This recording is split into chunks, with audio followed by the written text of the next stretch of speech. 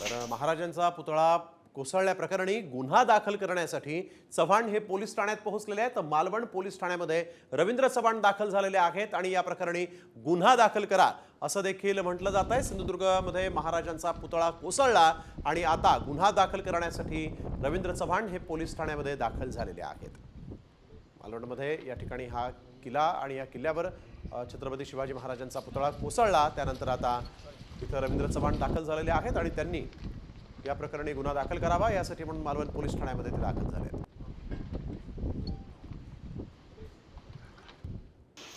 तर महाराजांचा पुतळा कोसळल्याप्रकरणी गुन्हा दाखल करण्यासाठी चव्हाण हे पोलीस ठाण्यात पोहोचलेले आहेत। मालवण पोलीस ठाण्यामध्ये रवींद्र चव्हाण दाखल झालेले आहेत आणि या प्रकरणी गुन्हा दाखल करा असं देखील म्हटलं जात आहे। सिंधुदुर्गमध्ये महाराजांचा पुतळा कोसळला आणि आता गुन्हा दाखल करण्यासाठी रवींद्र चव्हाण हे पोलीस ठाण्यामध्ये दाखल झालेले आहेत। मालवणमध्ये या ठिकाणी हा किल्ला आणि या किल्ल्यावर छत्रपती शिवाजी महाराजांचा पुतळा कोसळला, त्यानंतर आता इथं रवींद्र चव्हाण दाखल झालेले आहेत आणि त्यांनी या प्रकरणी गुन्हा दाखल करावा यासाठी म्हणून मालवण पोलीस ठाण्यामध्ये ते दाखल झाले आहेत।